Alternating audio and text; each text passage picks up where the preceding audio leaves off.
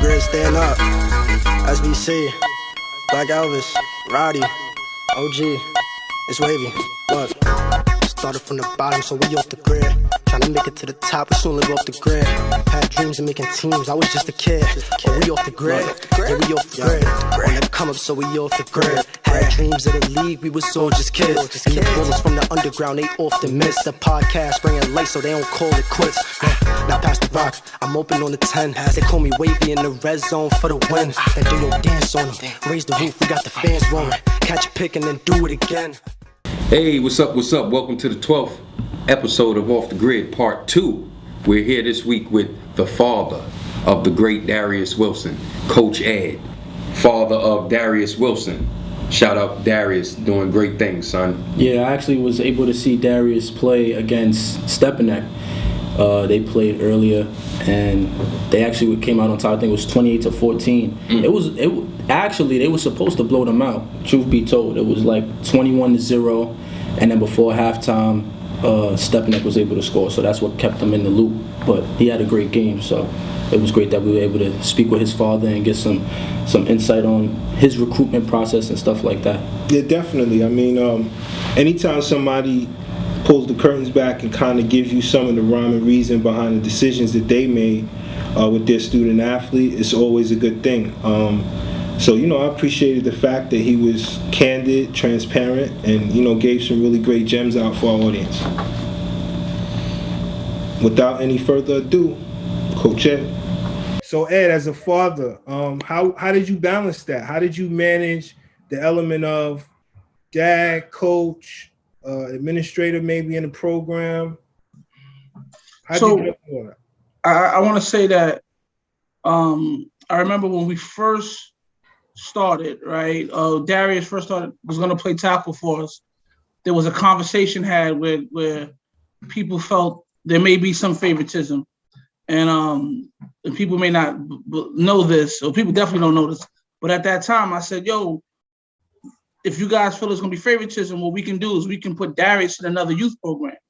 He can go play." And at that time, there wasn't as many youth programs, so I said he can go play for the Harlem Jets. And I'll continue to coach here, and we'll do our thing here. That way, there is no favoritism being shown. And guys were like, "Nah, we're not doing that. We're not doing that." Darius was gifted with the ability to throw a football. I can't throw a football to save my life. So Darius was always he may feel he wasn't the greatest youth football player, and he wasn't the star of our team, so to speak. But he was always able to deliver a football to a target, and that's what we needed at quarterback at the time. And so I don't think there was any favoritism. I think Darius kind of earned his keep. I think he always played up, right? He had, in youth football terms, he could have been an older but lighter, right? He had a late birthday, wasn't a heavy kid, so he was always going to make weight. But he always, instead of playing, he played 8U at 7. He played 9U at 8. At 11, he was on 12U, right? He always played a year up, which allowed him to, he made him have to work, right? He was the quarterback and our defensive end. So I think he had to work to prove that he belonged on the field. So there wasn't too much favoritism that could happen there. Hey, we ask a lot of parents just to share some of the gems of the process of selecting a high school. What components contribute towards making the kind of outputs that Darius has been able to have over the course of the years. So, kind of give us your take on how that process works. What are some of the do's and don'ts? All right. So I think, first I should say Darius was in a private junior high school that was geared towards him going away to school, him going to independent boarding school.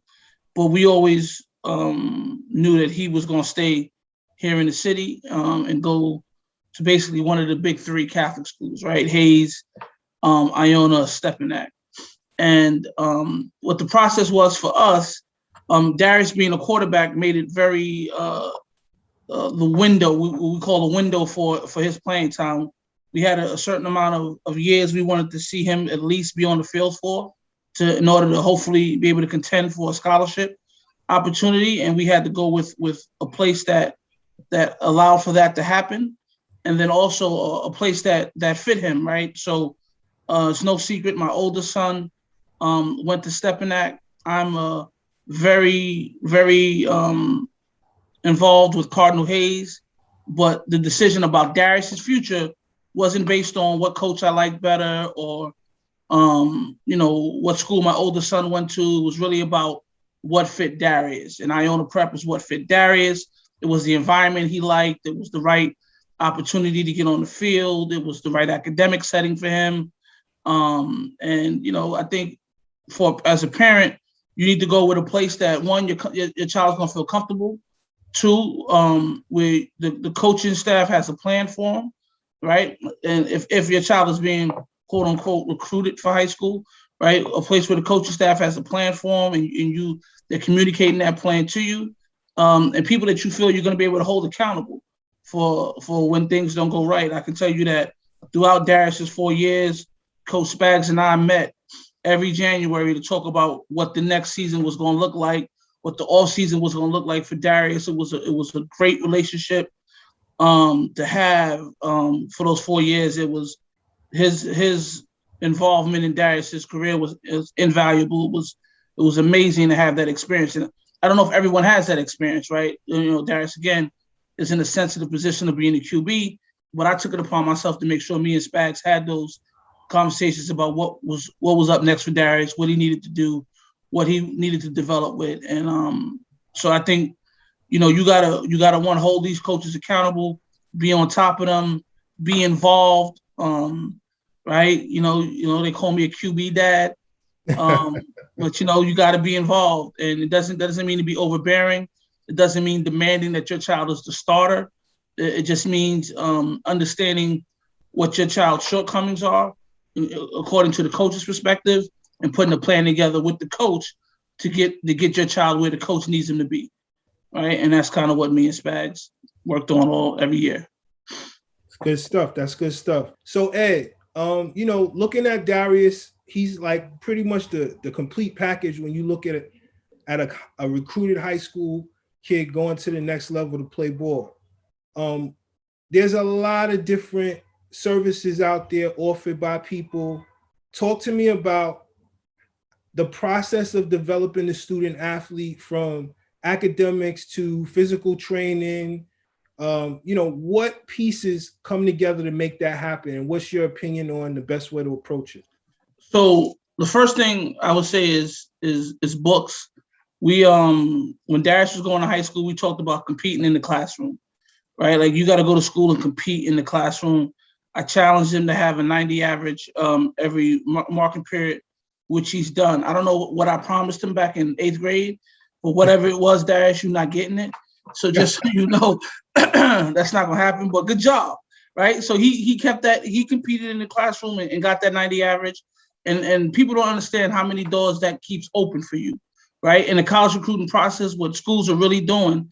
And I remember we was at Fordham University, and the coach talked about they get 8,000 pieces of film that they look at, right? And from that 8,000 pieces of film, they invite 1,000 kids on the campus, and they narrow that down to 15 kids they're gonna accept for scholarships, right? So coaches are looking to close the door on you, right? They're not looking to open the door for you. They're looking to close the door on you, and everything you give them to close the door on you, they will take, right? So if your grades aren't right, they'll close that door. If your social media isn't right, they'll close that door. If your measurables aren't what they're looking for, they'll close that door. So I think what's important is that, one, is what I tell, and I've helped a bunch of student athletes do this, is when you got to go where the coaches are, and that's Twitter, right? So many student athletes are putting their stuff, I guess for you young guys, it's Snapchat and Instagram, but the coaches are really on Twitter. And you need to have a Twitter presence, a professional Twitter presence with your name, and your school and your information there.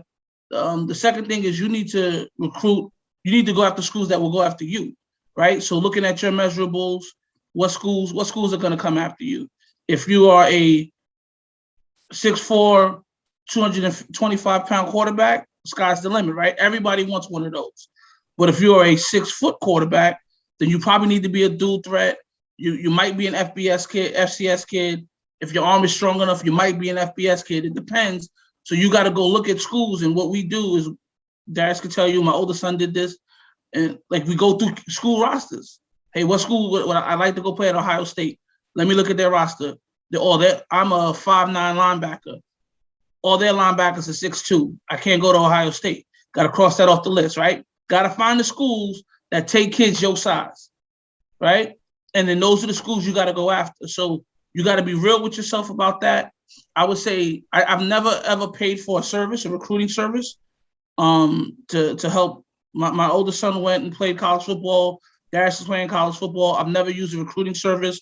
The only things I've ever paid for maybe is an outside trainer who may supplement or complement what the school is doing.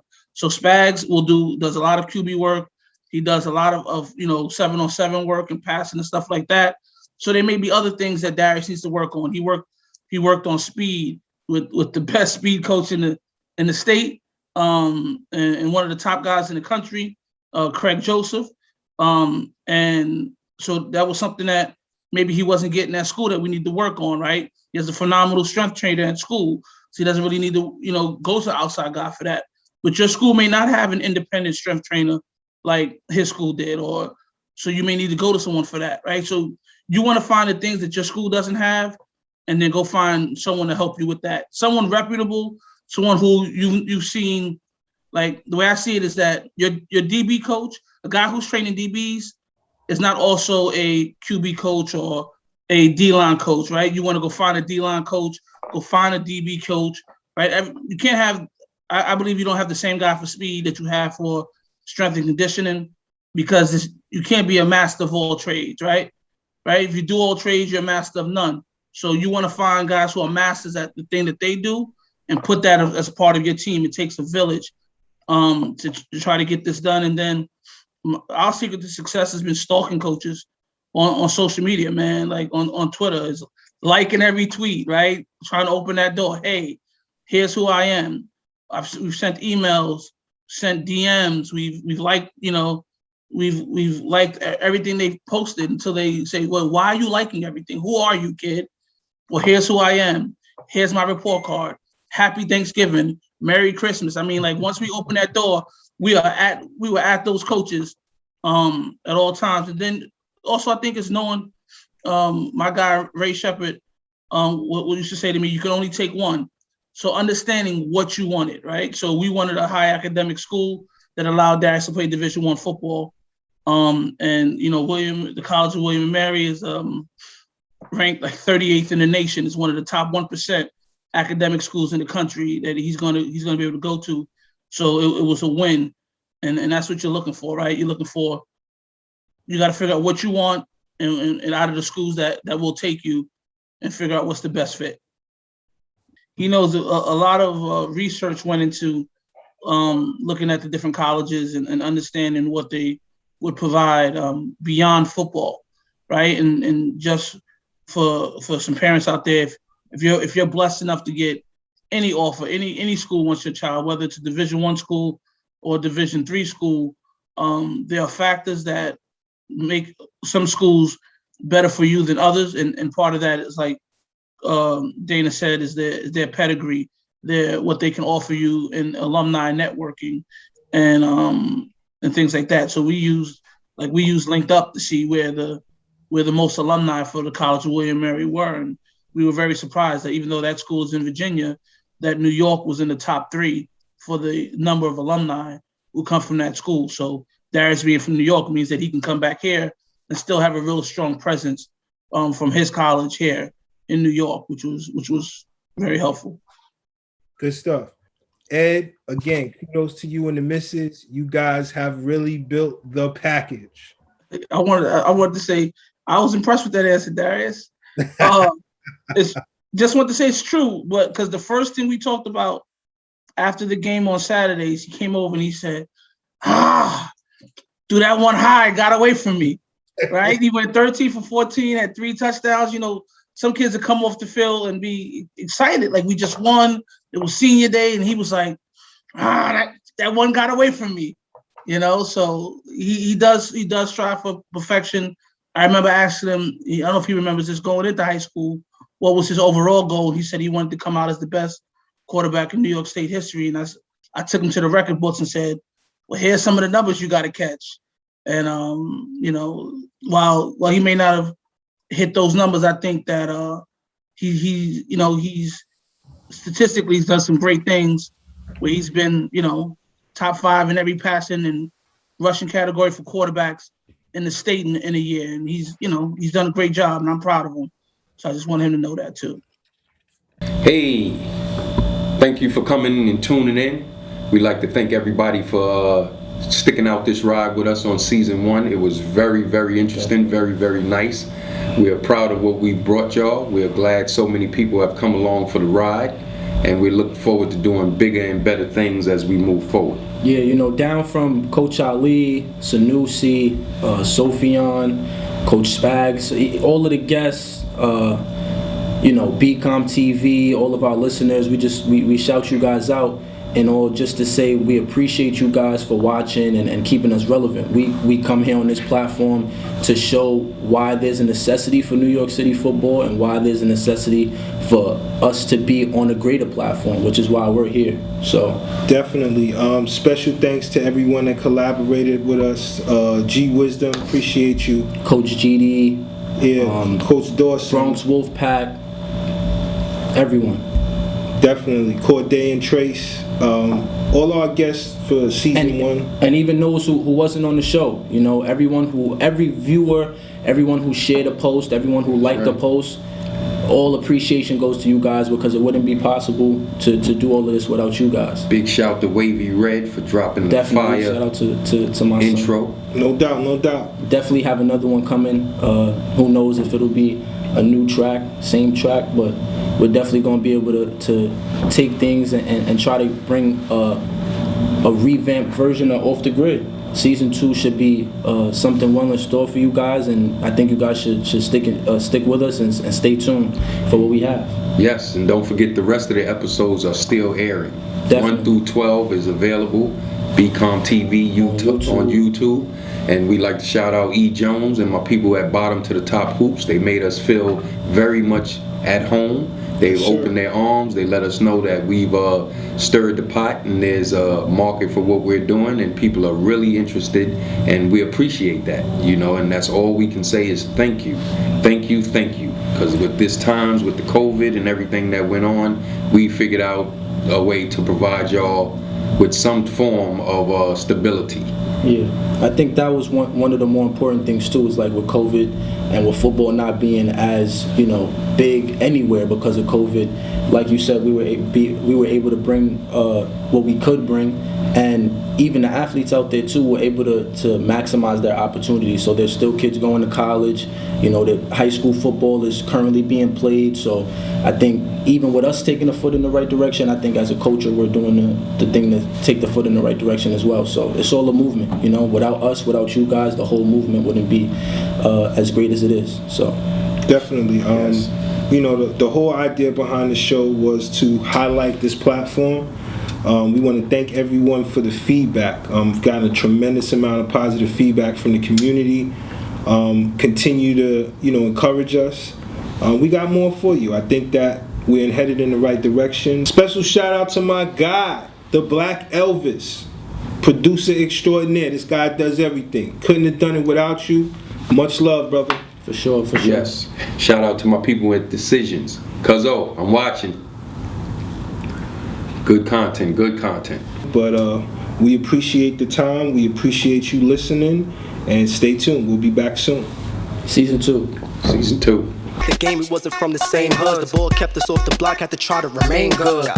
Started from the bottom, so we off the grid. Trying to make it to the top, so we live off the grid. Had dreams of making teams, I was just a kid. Oh, we off the grid? Yeah, we off the grid.